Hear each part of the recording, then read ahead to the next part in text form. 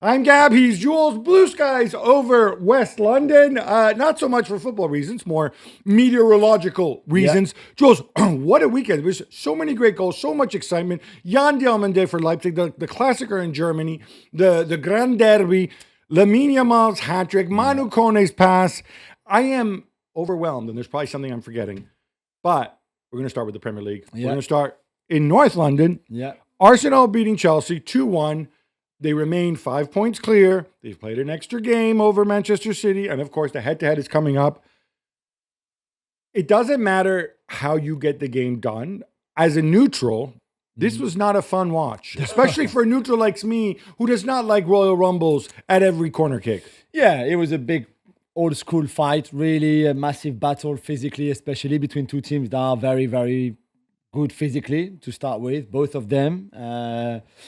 Who are very good on set pieces as well. And when there's not much between the two teams where the two tactics or the two game plans kind of cancel each other out, then I guess you can win it on a set piece. You can win it on small margins. We've repeated that so much this season, but that was the case of it. I like the game plan from Chelsea.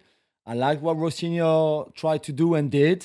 The fact that they outplayed in terms of passes certainly and possession Arsenal at the Emirates is not an easy thing to do. And I know in the end of the day, they didn't win. But I much prefer that than what we saw in the second leg of the League Cup semi-final, for example, every single day, because I think there's a lot of things that worked really well from a Chelsea point of view. In the end, the character that Arsenal showed, the strength that they showed as well, and the pressure, because they had to respond to City, who won the day before, I think was really good as well. You say it's not an easy thing to do. It's a lot easier when Arsenal basically decide at home that they're going to just rely on being tighter. They're not, maybe obviously Martin Odegaard unavailable, though the way he's played of late.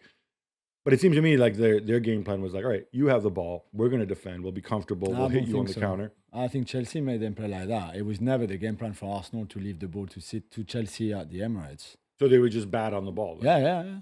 Why? Their pass accuracy is not very good for this game. I think Chelsea had a really good game plan. I don't know. I see Eze shooting from the halfway line when I see like a lob from a searching balls. Well, I guess I was so put off by this game because I don't like all the grabbing and stuff on corners. And this is both teams. And look, I'm not blaming Rosinho Arteta in any way, shape, or form. You do what the referee allows.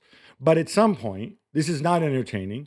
I would go so far as say it's not really football when you have, for example, Declan Rice on Jarell Hato. Again, not Rice's fault. The referee allows this stuff. Yeah. But you have this guy in a bear hug. And on top of that, which is even more annoying, they realize it because they go and they check to see if the ball comes off his arm. Like, oh no, it couldn't be an intentional handball because he was having contact with the Chelsea player. He wasn't having contact. He was bear hugging him, which unless the laws of the game have changed, should be a foul if you choose to call them. And they're deciding, and look, they're being consistent on it, which I guess is the most important thing. Yeah. But it's garbage to watch. It really is garbage. And the same applies, of course, at the other end. Again, I'm not saying that Arsenal were being unfair here. It's just, they have to look at this. The highlights are all set pieces and yeah.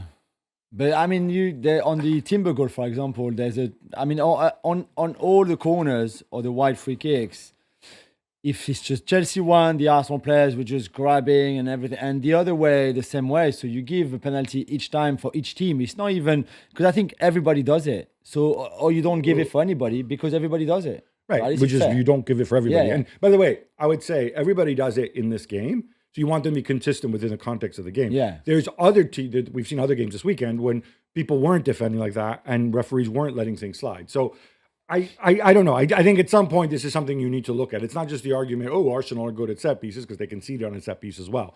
I don't want to get started on Robert Sanchez, or Neto, frankly. But my concern, though, is I think Arsenal need to have another gear, the gear that we saw earlier in the season. And you're saying Chelsea didn't allow them to play that way. Fine. They're not playing Chelsea every week. Lucky for them. Yeah. You think they can step it up? Yeah, I mean, we praised them against Spurs the week before for the way they play against a bad team. I get that. A high bar. No, but so a gear against who? What a gear for? Like, in what game? What context? I would They, argue, like you said, they won't play Chelsea. No. The Liverpool No. game at home was a 0-0 draw. The City game at home was a 1-1 draw. They were tight games. There was not much in the Arsenal Liverpool or the Arsenal City game either. I think when I look back over the recent results, except for the Brentford game, I think this was the most disappointing performance, and it worked. And what that says about Arsenal and their resilience could be pretty important. All right, Jules, let's get into this a little more. I don't want to keep talking about the set pieces or about the grabbing and fouling. But it's also the two best teams not just in the country, probably amongst, even in the big five leagues. They are the best or not far from the best. Actually, Chelsea haven't scored much less goals on set pieces than Arsenal this season. So in a way...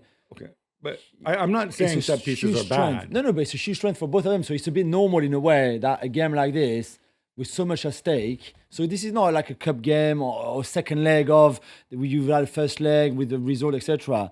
I mean, everybody who thought this was going to be a sexy, super open, super entertaining game. Well, I mean, come on, you don't watch those teams then if you think that was going to be the case. It was always going to be like this. I've seen Arsenal play very good football under Mikel Arteta. No. I have seen that's not that. the point. A game like this against a team like Chelsea and a team like Chelsea against a team like Arsenal away from home, it was always going to be like this. I don't know why people seem surprised. I'm not surprised to say I'm just a little disappointed, and I might be a little bit concerned as well, because when I was thinking about the episodes that kind of ended up going Arsenal's way, there's another one which I was surprised they didn't talk about more, was the William Saliba on João Pedro. To me, that's Which one? the one where he's almost at the byline, and he basically manhandles him out. That to me seemed pretty clear cut. Well, like for a red card, straight red. Or a penalty, more like. Oh, in the box. Yeah. Oh, I can't remember this. But between the David Raya, again, had to make some saves, and we talked about it. I said it earlier in the season. I think it was that ridiculous save he made off of Mohamed Salah. I think in September, where I said, wow, this could be the difference between Arsenal winning the title, not knowing it's going to happen later. We're talking about this off air. When your keeper has to make as many big saves, either you're not having a good day or your opponent are having a very good day. Yeah. But those are also episodes. In the same way, the Neto red card, I think, is an episode. I don't expect Neto, who, he's not that old, but by Chelsea standards, he's ancient, he's venerable. Bro, did you not notice that you just got booked and you make a tackle like that? And that thing about him not knowing is not true, because when you see the first yellow given, he's right in front of him. He sees the yellow card. So that makes it worse. He cannot not know that he's on the yellow. That makes it worse, right? Yeah, but I don't know where that thing about him not knowing that he was on the booking. Well, I was making a joke. Why did people suggest that he didn't realize? That was yesterday. We talked about it on the FC show as well. Yeah, that was it. And then he says, "This is my first foul." He says to the referee for the second yellow, it doesn't matter if it's your first or your 10th or your 20th. It's actually, that was his second foul.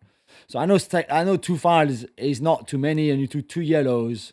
The first one for dissent, so arguably not for a foul. But a foul like this, whether it's your first one or your 10th one or your 100th one, is a yellow anyway, regardless of who you are, what kind of game, what kind of time it is in the game. This is it. You should have known that. It was silly and stupid from him. And it's the 9th red card for Chelsea in all competitions this season, 7 in the Premier League. It's not acceptable. So those 7 red cards for Chelsea. There's 5 teams ahead of Chelsea in the table. Combined, those 5 teams have less than half as many red cards as Chelsea. And they cost 2 points, because you can get sent off and it's a red card for your team, but you were winning and you still win. Yeah. Fair.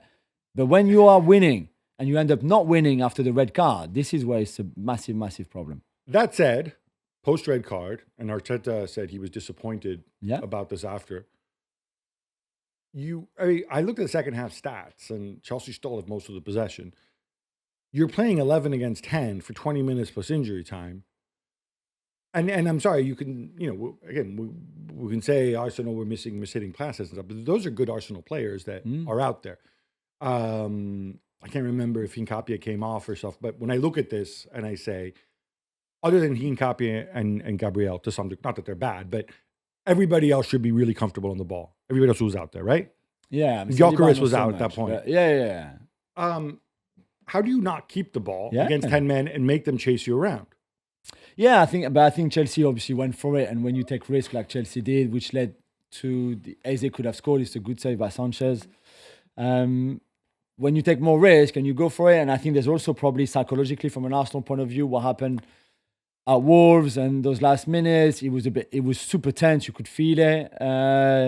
There's that pressure. You know, you need to see the game out and grind it out really and win. And I don't think that's easy to do.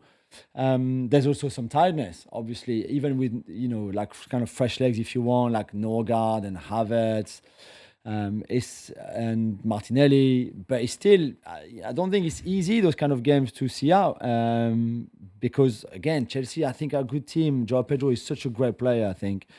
And so that it was never going to be easy. Even Lavia coming on, the guy hasn't played, he's played like, I don't know, the start of the Karabakh game and nothing since or something like that. And yeah, he brings something. There's a bit more physicality. There's a bit more energy. And you go again. And Caicedo, I mean, I don't know what he's eating for breakfast, but it's unbelievable. And that's why I think it was never going to be again an easy end of the game. I'm really accepting Lavia as an excuse for Arsenal's last it's 20 no minutes. Excuse, but it's not, or even an says it's explanation. But it's not an explanation. The guy came on and brought energy to this Chelsea team that needed it at that time. He's very well rested. I don't share your excitement about Chelsea. I think... You don't think it was a good game plan? No. The game plan was fine. Just the execution. Well, who was the better team? Sorry. Who was the better team? Who deserved to win? Arsenal? Probably Chelsea when you factor in the Raya saves. But equally, I don't think this was necessarily the kind of performance that he wanted. I thought Andre Santos, again, and then I realized, and we've had this discussion about needing two people. This comes down to, and I'm not blaming Rosinha because he hasn't had time to work with the team, but he's inherited the same poorly put together side that's there before. If on top of that, somebody at Chelsea clearly loves Jorel Hato or is related to him or something, because obviously Cucurella, I'm not a huge fan of, but I gotta say, he is orders of magnitude better than Hato and can do much more. And I think his absence made a difference in this game. But when I put this, yes, Caicedo's phenomenal. He always is. When you're relegating Cole Palmer out wide and he has to come inside and find space and he's not fully fit, that takes a big dampener out of the team as well. I think you're a bit harsh. I think you're harsh on Hato. Saka didn't exist in this game. I think you're harsh on Andre Santos. Arsenal in midfield, which is their strength, even without Odegaard and Eze instead, didn't exist in that midfield. That's why Chelsea had most of the ball, more passes. Yeah, you could look at Sanchez and the risks that he takes, although the passing accuracy from Sanchez on long balls and short balls is the same as Raya. Is Raya a good goalkeeper with the ball at his feet? Yes. It's the same passing accuracy yesterday, exactly the same one. From Raya to Sanchez. So for all the people saying Sanchez can't play with his feet, like on the FC show yesterday, Sanchez this, and I know he messed up. No, it's because he had that early mess up, and that influences your view of the whole game. He's passing at time to play long towards Joao Pedro, to play long towards Palmer, to play long towards Enzo. I thought the system asymmetrical, that 4-3-3 worked really well. I think you're a bit harsh. I thought it was a really good game plan from Rosinha, and in the end they didn't win. So I understand if you try something that doesn't win. I'm not talking about his game plan. I'm talking about his players. I don't. Yeah, but Andre Santos did the job he was asked to do. Hato, I'm sorry, did the job he was asked to do. There was nothing from Saka in the whole game. And that was his job was keep Saka quiet. He did. I don't know what more you wanted from him. One. Really.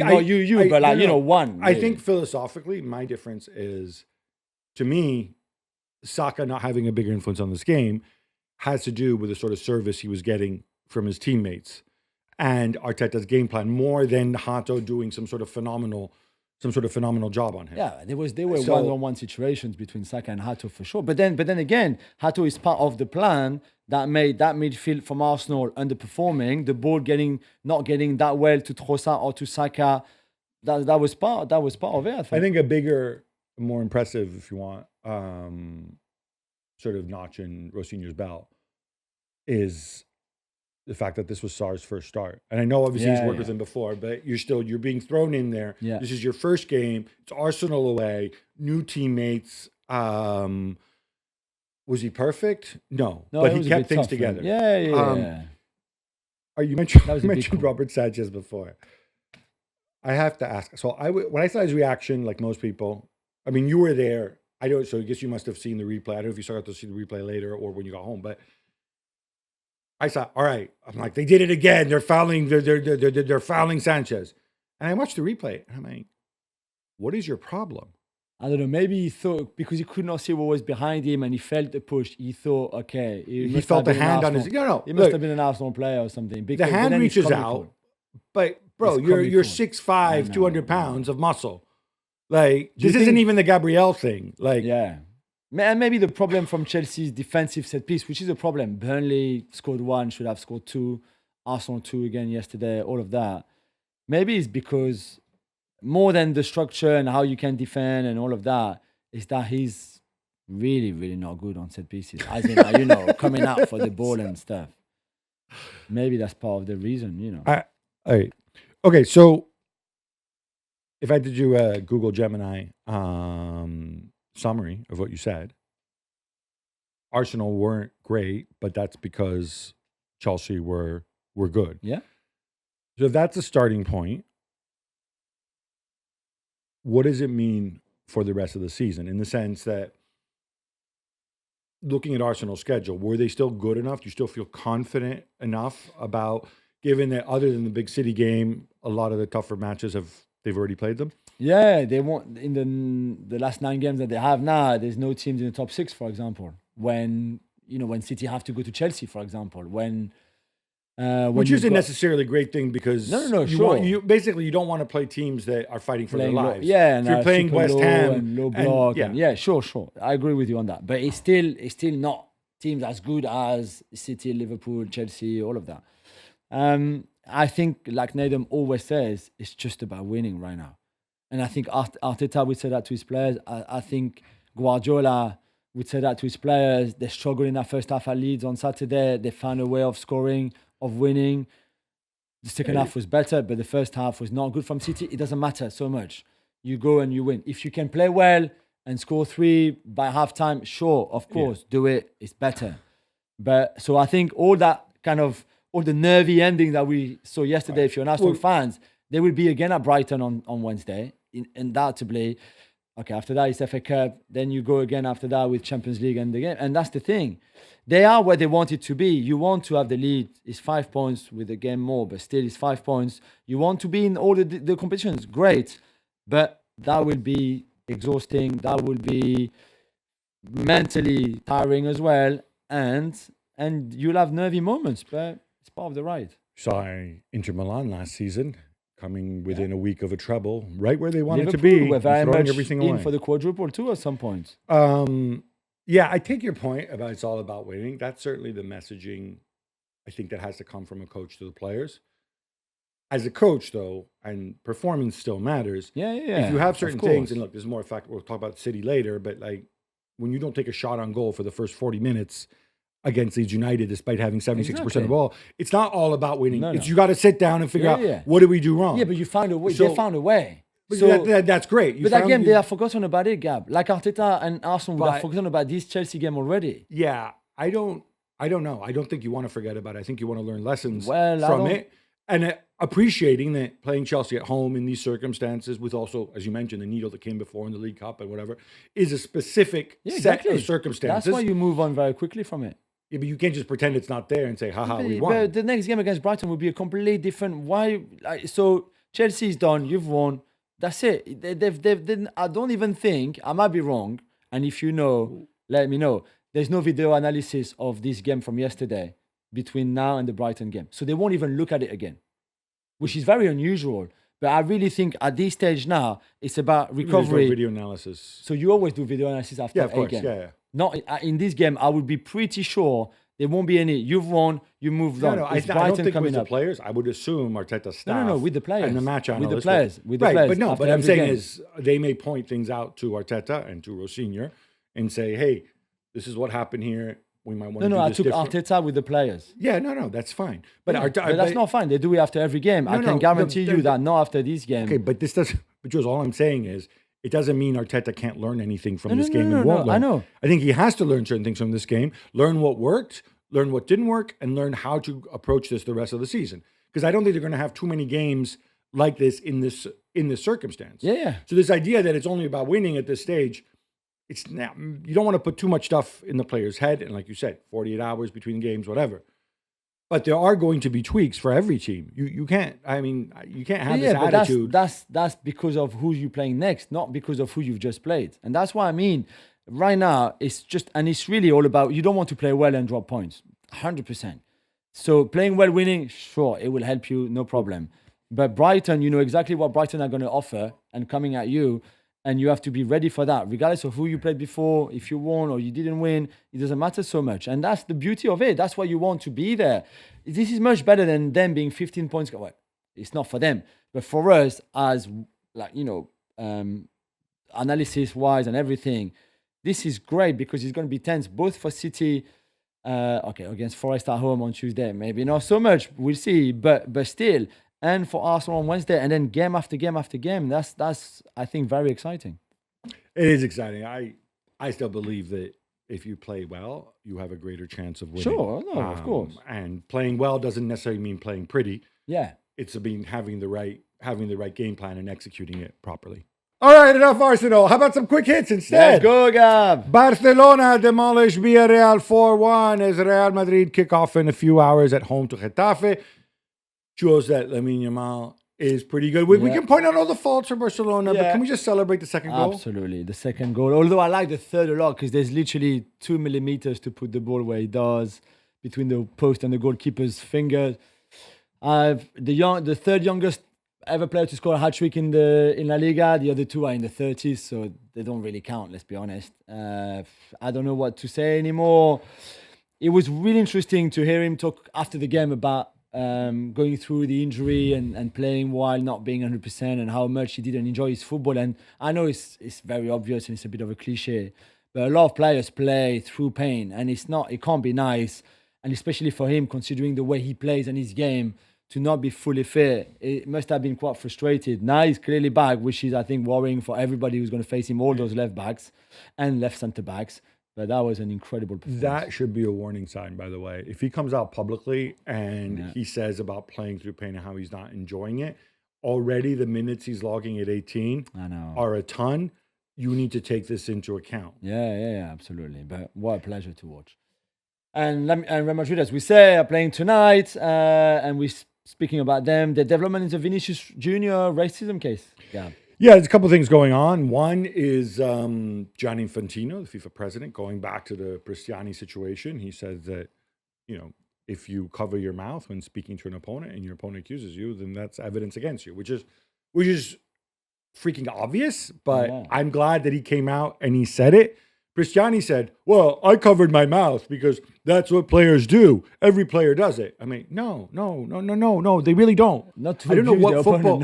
No, but you see it occasionally. Yeah. But in this context, I don't know. He's a moron. Benfica banned 5 fans who racially abused Vini. This was after the incident, not before the incident, should be stated. Good for them. They didn't have to do this. I mean, morally, maybe they should have had to do this, but I think we want to see clubs taking proactive steps. And even Jose Mourinho, who was so crucified by everyone for some of the really dumb things he said afterwards, he came out and he basically said that if Cristiani's found guilty, he's never going to play for Benfica again as long as Mourinho's there. That's significant. Yeah, it's too late for me. I mean, after what he said on the night of the game, this is far too late. We're like, 10 days, more than 10 days after that first leg, and he comes out. He had plenty of opportunities before. I think it was what he said was really unacceptable, really damaging. He lost a lot of credit, I think. And you say that, but that's exactly that's what he should have said on the night of the game, not now. All right, so you don't subscribe to the better late than never. No, definitely not. Not in this case, for sure. More Real Madrid. Looks like Kylian Mbappe will be out for 3 weeks, which means no Manchester City. Yeah, he had more X-ray last week. They're really hoping he could be back for the second leg. The first leg is definitely out of question. Tell us the problem, since you're medically adjacent. Yeah, it's his left knee where he had pain before. They had first X-ray on December 7th, where they could see there was a bit of a tear on the ligament, which you thought, okay, you can still play on it. You won't be 100% to go back to Lamine, etc., etc. Do you want to play? He wanted to play. At that time, remember, he could have equaled or beaten Cristiano's record of the most goals of a calendar year. So he went for it, pushed, you may think it's a good thing, not a good thing. It doesn't matter so much. After that, he was still in pain. I think the club and Arbeloa especially still wanted him to play. I think he also, every player always wants to play, but he got to a point where you need a rest, and the rest happens now. It's maybe not the great timing in terms of the Champions League and City. I get that. But I think there was even a time where they thought about surgery. So let's see. I think they're going to have special treatment all week here and see how he feels next Monday and see if maybe this is working. And like I said, maybe he can come back for the second leg. France fans all want this out of the way before June. Absolutely, man. Completely. Inter bounce back from the Bodo Glimt debacle and stay 10 points clear at the top of Serie A with a 2-0 win against Genoa. Gab, Fede Dimarco, who we love on this show, is an absolute bowler. Yes, so I'm going to wheel out some stats for you. You should. All right. First of all, he deserves scored a it. ridiculous goal. You're the Techers guy. Absolutely. That's pretty good, yes? Yeah, but he's capable of that. We know that. All right. That is some finish. So he leads Serie A in assists this season. He has 14 assists. It's incredible. And he has 6 goals. That's 20 goal involvements. Now, if you take penalties, so in goal involvement, which is goals plus assists, he's 6th in Europe, or 7th. If you take penalties out of the mix, okay, these are the standings, right? Kane, Erling Haaland, and Michael Olise have 26. Yeah. Luis Diaz is 23. And by the way, those Bayern guys, you do that with an asterisk. Exactly. You like to run up the score, right? Yeah. And Lamine Yamal has 21. He just pulls ahead of him with his hat trick. Beyond that, he has 20. He is ahead even of one Kylian Mbappe once you take the penalties out. Yeah. That is incredible. He's still a defender. Yeah, exactly. I mean, I don't know. Special Dimarco. Jules, we're not done. We have more quick hits. I can't believe we've waited until now, but let's talk Klassiker. Bayern beat Borussia Dortmund away 3-2 thanks to a late Joshua Kimmich strike. Jules, to quote Animal House, it wasn't over when the Germans bombed Pearl Harbor, but I fear it may be now. You're not making up 11 points in 10 games without a head-to-head clash because that would violate the Marcotti principle. Yeah, exactly. I mean, it's done. And to be fair, Bayern have been so impressive. And okay, I know they dropped points against Union or Hamburg. They lost to Augsburg at home, all of that, okay. But they've still been so good, so much better than Dortmund, who hadn't lost in between those two, their Klassiker, by the way. And who caused them problems in this game? Schlotterbeck scored the first goal, and after that, I thought the penalty? Yeah, exactly. Kind of but also, I thought Dortmund played well, I thought, all around in a game where they had to go and try to put them under pressure and be intense. And it was a really good watch on Saturday. In the end, there's still more quality for Bayern. And, I don't think there's a debate on who deserved to win that game. I think it's a deserved win for Bayern, and that's it. That's the title done. I think there is a debate of where Bayern are, though. Maybe, because sure. For Dortmund, after suffering, the way they did in midweek, Bayern well rested. I think Bayern had played like 2 games in like the last 4 weeks. 2 midweeks. Basically, let me turn around. Dortmund have played an extra 2 midweek games, obviously, right? Takes a lot out of them. They have injuries and whatever else. To allow them to go and kind of set the tempo of this game and to effectively control this game to play the way they wanted to, that's not encouraging from Bayern. No. The defensive issues still there, and they don't finish their chances. So I don't know. The reason I bring all this up, Jules, is everybody seems to agree, right? Bayern, Arsenal, and City are a notch above everybody else in the Champions League. But Bayern are another team who can get a lot better and who needs to get a lot better. Yeah. Gab, guess who does have a head-to-head clash? Man City will play Arsenal at the Etihad. We know that next month in April. And with the 1-0 win away at Leeds on Saturday and the game in hand that they have against Crystal Palace, they control their own destiny as they face Arsenal next month, as we just said. You're going to tell me that winning is all that matters. And then with no Erling Haaland, you're going away to Leeds. Leeds played at 1,000,000 miles an hour, put them to the sword. Yeah. Again, numbers. At minute 40, the XG were 1.27 to 0. It's incredible, isn't it? And Manchester City had 76% possession. Yeah. This tells me that they just have the ball and they're not taking any shots. They can't do anything with it. Yeah. Maybe because Ryan Cherky is the only creative player they have on the pitch. And thankfully he's on the pitch because remember, he dropped them before. Yeah. And they had chances again, leads to chances again at the end as well. I mean, as it's City in the second half. He has to sort this out. I know. He has to sort this out. Benjamin Sesko pops up with another match-winning goal as Manchester United come from behind to beat Crystal Palace 2-1 and move into third place. Jules, were you impressed? Or are you going to cry about the Maxence Lacroix red card plus penalty incident like someone we know? Yeah, Frank Leboeuf was not impressed at all by that decision. Didn't think it was a foul even. Oh, I was going to say Oliver Glasner. Oh, Oliver Glasner as well. too. Yeah, maybe. I didn't see really what Oliver Glasner had to say. I think it's really soft, and I think Cunha is very smart. I think Lacroix is maybe a bit naive. Certainly, once you get into the box, because there's no doubt the foul starts outside of the box. It's Chris Kavanagh, who's a terrible referee. We know that. I mean, I know VAR was there this time, unlike in the FA Cup when he had the shocker of the season from a refereeing point of view.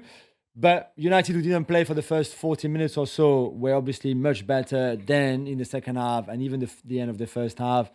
When they were 11 against 10, it was obviously easier. I'm glad for Sesko, 7-8, 4-5 now. Bruno outstanding too.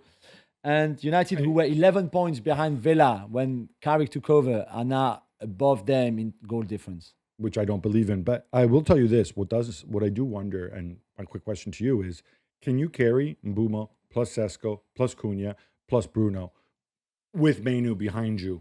Is this viable, or is he going to have to make a tough decision? Against. They've done it now for 7 games. So no. Because Sesko came off the bench. This is Sesko's first start in. But then it's Ahmad on the right-hand side. I think Mbeumo can work as hard defensively as Ahmad.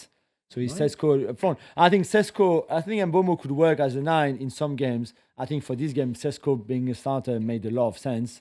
And the way he took him off, I think in the 68th minute or something like that, shows that he's going to start as well in midweek again. Watched in the Eternal City gap. Juve come from 2 goals down with 12 minutes to go to snatch a 3-3 draw at Roma. This was the comeback they could not manage in midweek in the Champions League. Yeah, this was pretty huge because at that point, 3-1 down, they're 7 points out of the Champions League places. 7 points out of 4th place on the back of the Galatasaray aborted comeback, and they turn it around. Jeremy Boga scoring, a guy who, as we know, basically was quitting football. He wasn't even playing football in November and December. And then Federico Gatti coming on deep in injury time to get the 3-3 draw. I don't think Roma played badly. And I think in Pizzilli and Kone in midfield, Kone, check out his pass for the second goal. Ridiculous pass. They have a really good platform. I thought this was entertaining. We saw some great goals. Chico Conceição. But I think Juve take a lot of heart from this. Perino also channeling his inner Di Gregorio. Not great. They have to stop conceding so many goals because it's 3-2. There was 2 against Lazio, 3 against Atalanta, 5 at Galatasaray. But the reaction, yeah, I think. True. I again, grudgingly give Spalletti credit. Speedy Barcola scores the only goal as Paris Saint-Germain stay top of Ligue 1 and they win 1-0 at Le Havre. Jules, you were very hard on your boys in midweek. Are you going to be mean about that finishing in this game, given that they had 3.64 expected goals? They missed another penalty. This time it's Doué. We've had Vitinha missing one, obviously, against Monaco. We've had Dembele missing one against Newcastle. They can't score the penalties anymore. Just let Kvaratskhelia take the penalty. That's probably next one on the list as well. Barcola playing as a 9, which was partly disappointing at times, but also... very good. A headed goal. Speedy. Not the most traditional header, let's put it that way, but still. And in the end, I think it was a good win. They were happy. Kang In-lee was very good. Except when he missed the goal. But Mori Zhao, that goalkeeper, who I was not familiar with. Paris born and bred. From PSG Academy product. Liverpool beat up West Ham 5-2 to consolidate 4th place gap. This was an unusual game. It was. West Ham ended up with the higher expected goals. Liverpool without Florian Wirtz, of course, scoring 3 set-piece goals. Everybody going to town. I think Anfield has a new enemy, somebody who's about as popular as Christian Perslow or Tom Hicks, perhaps. And that is one Aaron Briggs. He was the set-piece coach, you remember, left on New Year's Eve. Everybody going to town on the statistic that since he left, since Slot and his staff, Gio Van Bronckhorst and whatnot, started looking after the set pieces themselves, they haven't conceded any, and they've scored 7. Before that, they conceded the most in the league. So, it's as simple as that. Yeah. I'd be more worried about how Liverpool played. That was not a good performance. More woe for Tottenham Hotspur. They lose 2-1 at Fulham, and Igor Tudor goes in 2-footed on the referee, somebody named Thomas Bramall. Yeah, which I can understand Tudor's frustration, really. There's definitely a push from Raul Jimenez on Dragusin in the air as well on the Fulham first goal. And I think he's asking for consistency, which is fair because the week before in the North London Derby, there's that push from Colomwani on Gabriel that was given. This time was not given. So I understand his frustration. The ban is coming, Igor. So and it's explain why. You can say the referee's terrible. You can say he made a mistake. You can say he's incompetent. You cannot say, oh, he was biased for the home team. You cannot say that. Is what he said. That's exactly what gets you in trouble. But away from that, because I think even if that goal doesn't go in, Fulham are so much better than Spurs. Spurs were atrocious, I thought, for the first hour. They should have been 4-0 down. He goes with a back four when we know how much of a back three guy he is. I mean, he was born in a back three, literally in Croatia at the hospital. All his life, he's either played in a back three or coached a back three, and yet second game in charge. It changes when he's got defenders available to make a back three. I'm not really sure what that meant, what he tried to do. The only explanation I can think of is maybe, and I'm going on a limb to defend him here, he said 17 days since it was appointed, right? Yeah. And then he only played the one game, the North London Derby.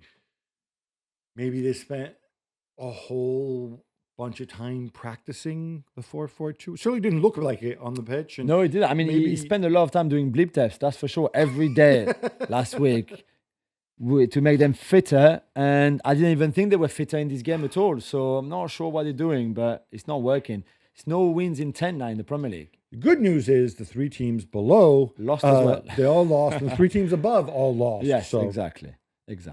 I5 met this weekend and confirmed a number of tweaks to the laws of the game, which will come into force this summer at the World Cup. Gav, can you please give us a roundup?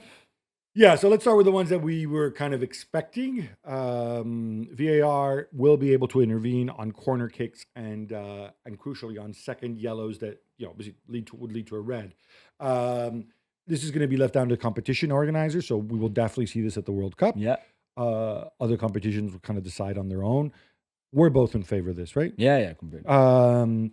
The other stuff, I don't know, kind of seems to be designed for a TV audience, but whatever.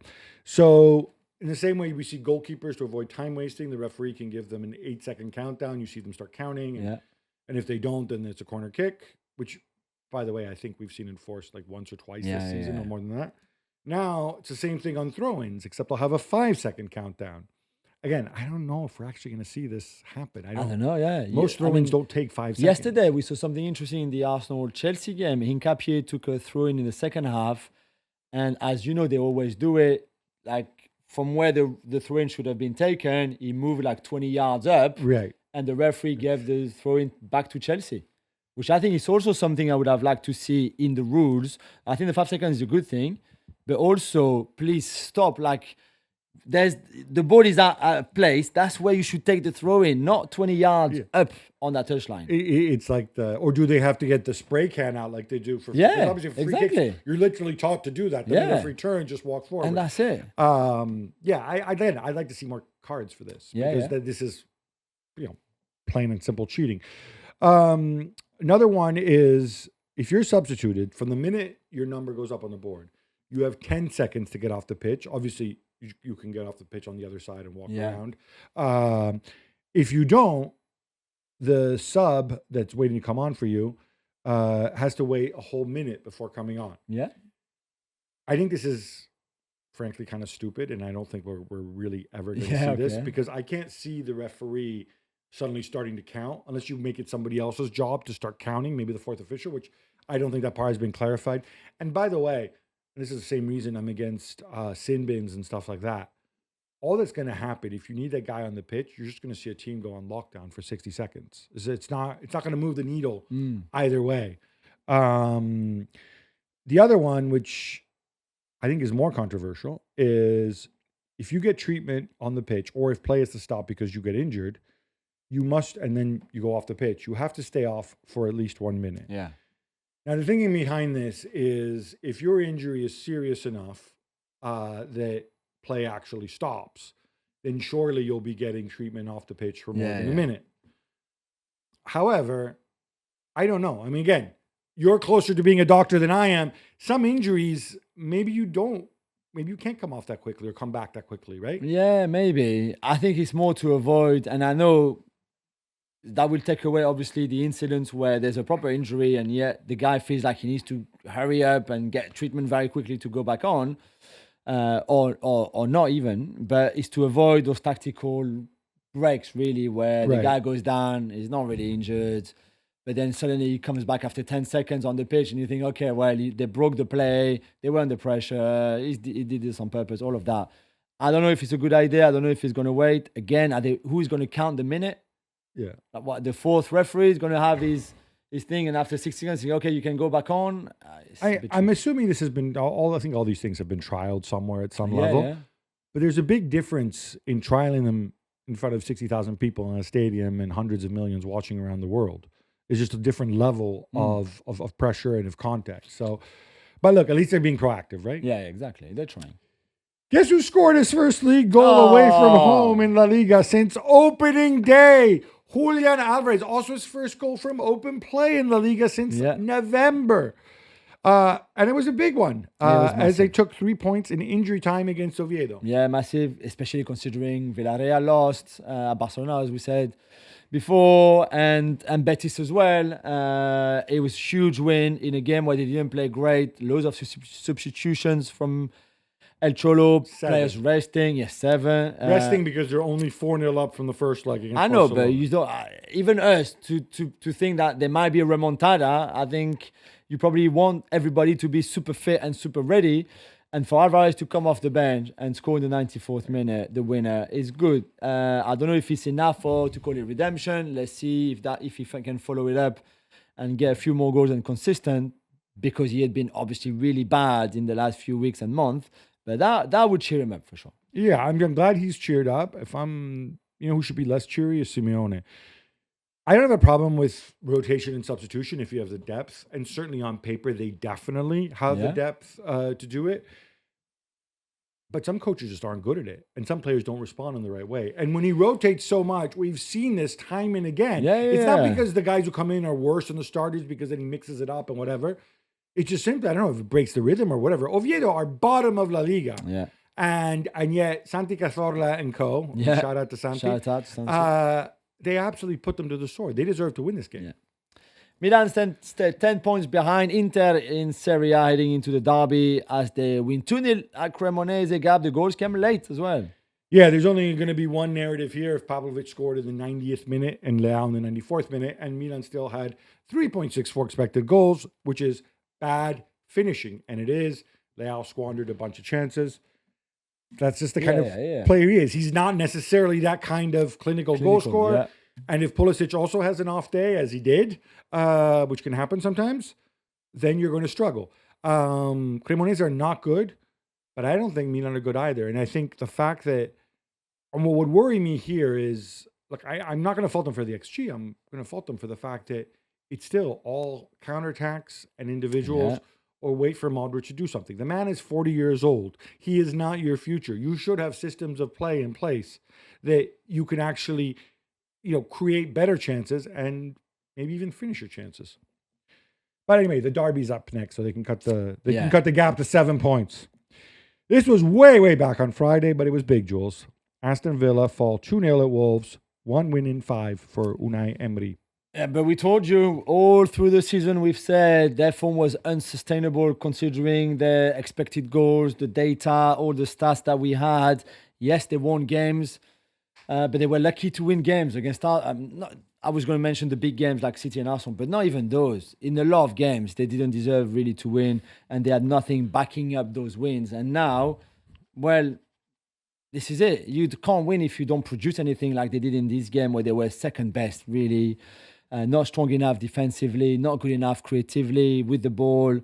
I think he plays the same plays also because he's got injuries, but because he doesn't have really many other options. People start to get tired. You lose games.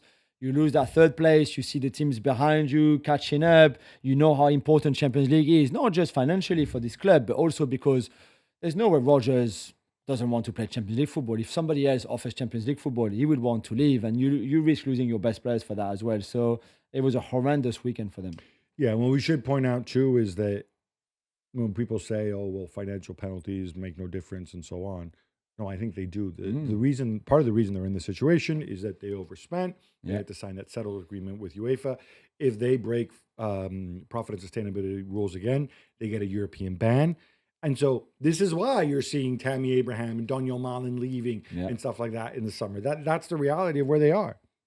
Yeah, sometimes football gives us moments that pull at our heart. Sorry. Tell me about Romelu Lukaku scoring the late winner at Verona this weekend.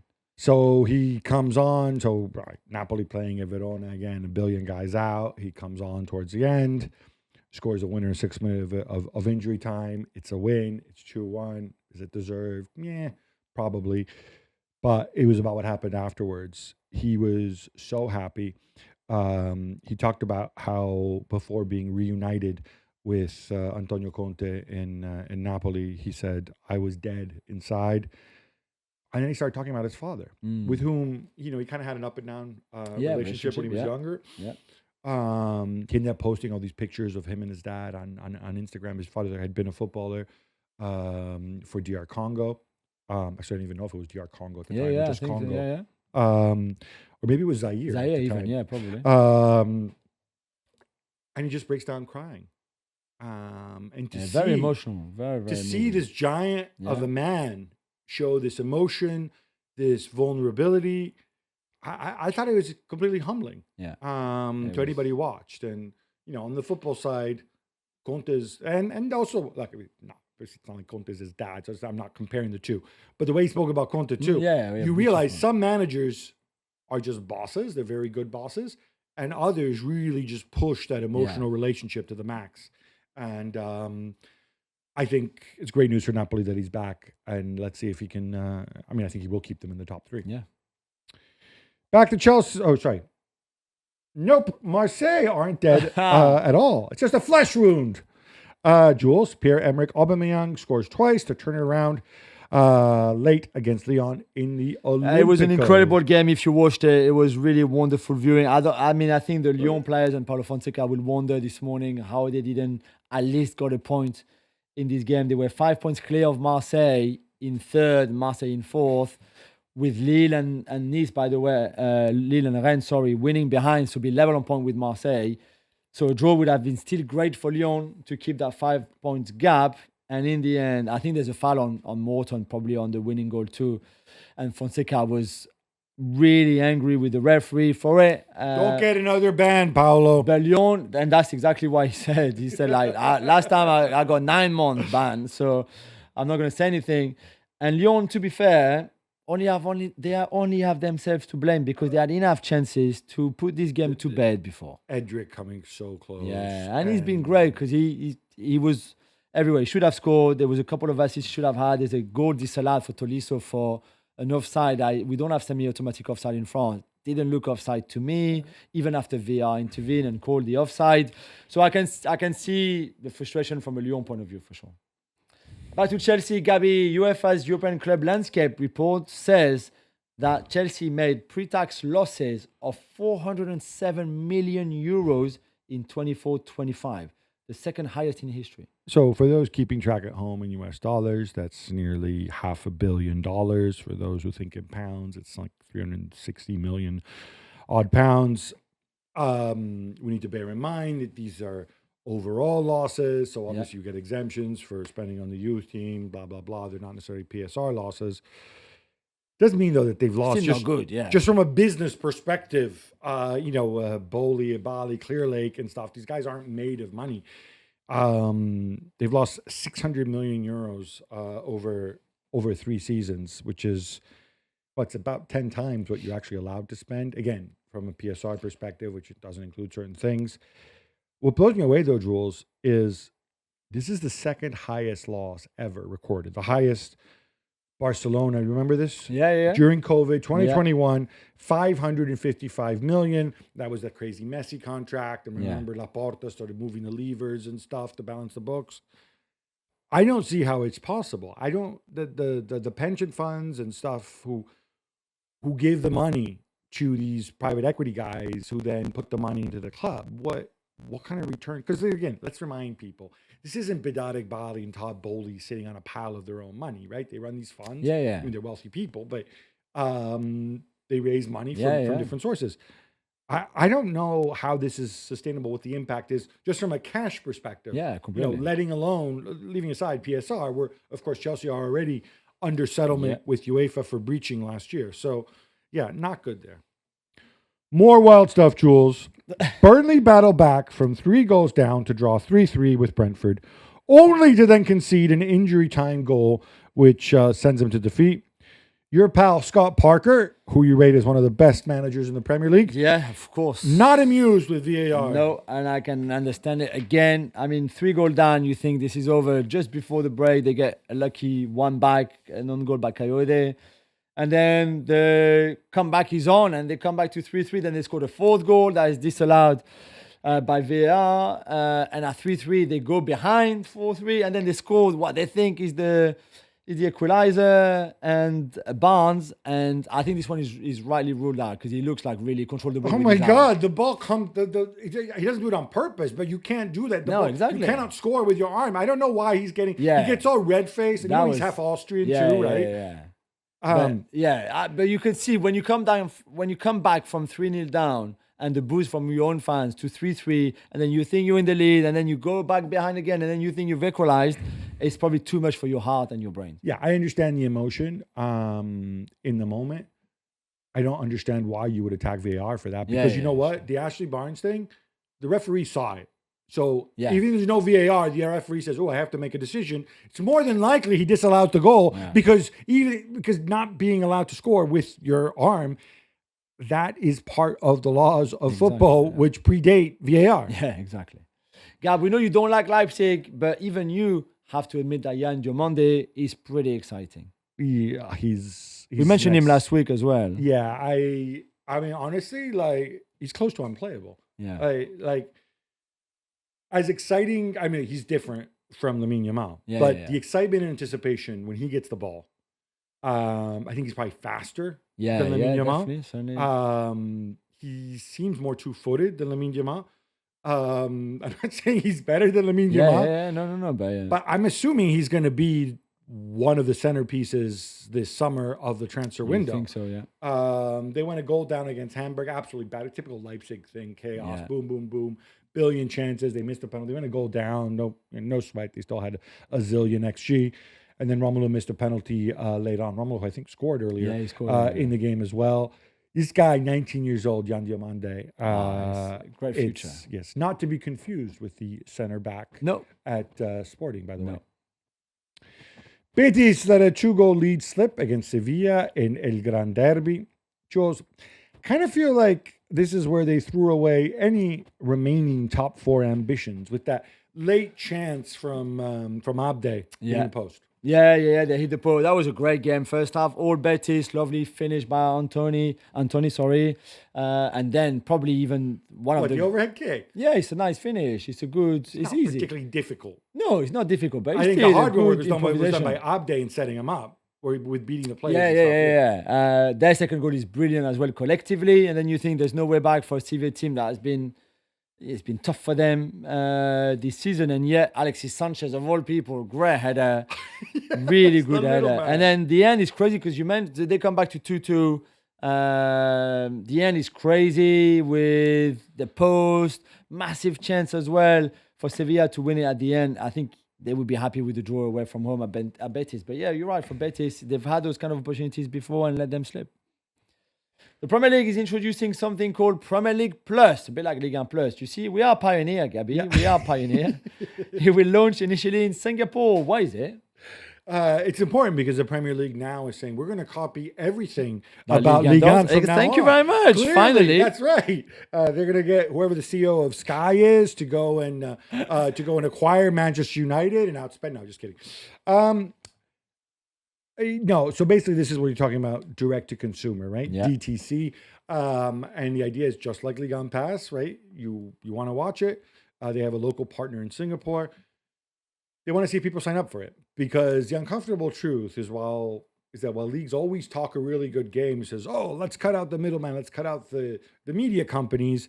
The reality, clubs want guaranteed money. And if you have to go and sell the stuff yourself, the money is not guaranteed. Now, the Premier League, hugely popular. Singapore, really good kind of testing ground for this. They're teaming up with a local broadcaster, but it's really just kind of like a pass through situation. And they're going to see if it works. They're going to see what the actual sign up is. I think everybody's going to be watching. The reality is, a lot of TV companies, live sports rights, are lost leaders for them. They don't make money off them. So we could see an evolution of the model with, of course, as you said, Liga as pioneers. Thank you very much. Newcastle lose at home to Everton 3-2. Jules, maybe playing so many regulars against Karabakh wasn't such a great idea. 5 defeats and 6 in the league. Thanks also, though, to be fair, to that incredible Jordan Pickford save late on. No, absolutely. But still, I thought it was disappointing from Newcastle at home against Everton. Eddie Howe trying things again. I don't think Voltemario as a 10 behind Gordon. I'm not saying Voltemario can't play as a 10. That's probably better for him. Play? No, but that's probably better for him. I don't think he works behind the 9 like Gordon. We know he doesn't work as a 9. And then if he doesn't work as a 10 either, what do you do with him? Yeah, no, that's just the put thing. him as a doorman? I think he can volleyball? work as a 10, but not with Gordon as your 9. That's the thing. And not in a game like this either. He took him off after 56 minutes. And maybe that was to get him rested for the midweek game. I don't think so. I would think that Voltemario might even be on the bench in midweek. It's just not working. They're 13th in the table. I told you, why did you have to go and play these guys against Karabakh? That's what I don't understand. Even if they'd been a bit more, maybe sharper, I'm not sure they know exactly what to do. I think it's really worrying. Liverpool's latest financial accounts show that their wage bill rose to £428 million, surpassing Manchester City as the highest in the Premier League right now. Gab, that's before even you factor the big transfer windows that they had in the summer.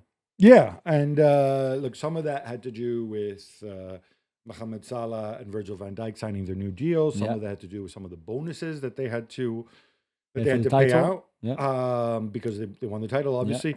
And of course, they still made a profit of $8 million. So I think that's significant. But I think it does give you, for a club that's so careful with their money. And now you begin to understand. Remember the whole pay him what he wants brigade, right? About Salah a year ago. Yeah, where are you guys now, right? Yeah, you still want to pay Salah what he wants? I mean, you should be thankful that they were disciplined and they said 2 years, right? Would you want 3 years of Salah at like 1.5 times whatever they gave him now? Yeah.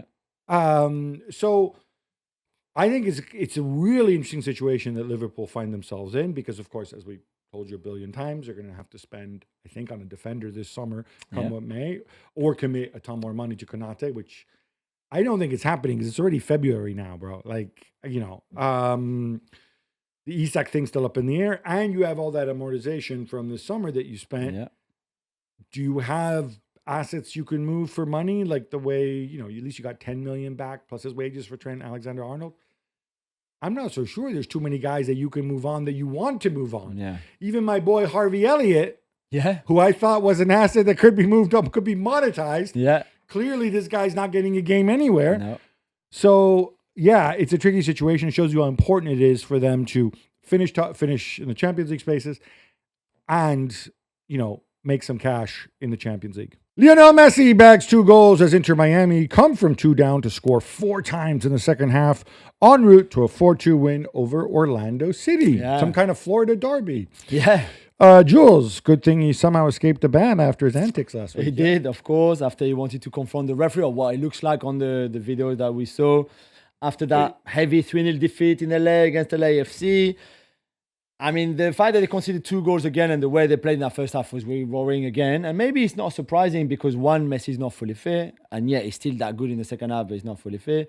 2, when you lose Alba and Busquets like they did in between the 2 seasons, your team is never going to be the same anyway. So I guess you win. Orlando, who are trying to sign Antoine Griezmann, obviously are not very good either. And it's 2 defeats in 2 for them. But at least from the champions, it's a first win. That's the most important. And then you go again. MLS's explanation, by the way, for not banning him was that he's by far the biggest star we have here. So I'm just kidding, so guys. He's exempt. No, they said apparently he didn't actually enter the referees. No, he didn't go. You could see Suarez stops him before. He didn't enter the restricted area. Yeah. Whatever. I just wonder if somebody else had done it. I don't know. Who knows? FIFA held crisis talks this weekend after Israel and the United States attacked Iran, who replied with military actions across the Gulf and elsewhere. We're sure you've seen all the footage and that. Yeah, football is obviously relevant when people are being killed, but Iran's men's team have, of course, qualified for the World Cup this summer, and the women's team are competing at the Asian Cup in Australia too. Yeah, so there's inevitably people are suffering, people are dying, people are in danger throughout these countries. We've seen it in Qatar, in Saudi, in Dubai. However, let alone Iran and Israel, and now today Lebanon as well. However, there's a football dimension to this. I think FIFA's attitude is, let's see how this shakes out. Iran FA saying, well, we're not going to come to the World Cup. I think the important thing to remember here is the Iranian national team, the men's team, because it has, 100-year head start over the women's team, but the women's team increasingly too. They really are apolitical symbols. Others have tried to make them political, but they really represent Iranians everywhere, however way they feel about the regime, the diaspora around the world. And I just pray that there is a way to have them at the World Cup, and for the women who are involved in the Asian Cup in Australia as well. They shouldn't have to answer political questions beyond the obvious. Somebody asked them when they pointed out, but they didn't translate her answer in Farsi. Like, let her play football. She's not there to give you an opinion about what's happening back home. So we wait and we see, and we hope that this is over quickly with the maximum justice and minimum bloodshed. Jules, this brings us to an end. Yeah. But we got to come back in Thursday. We got one of the midweek Premier League rounds. Yeah. We have the Coppa Italia. We have the Copa del Rey. Can Barcelona engineer a comeback? Exactly. How about that? Right. So we're going to be back on Thursday. Until then, love the game, love your neighbor, love yourself.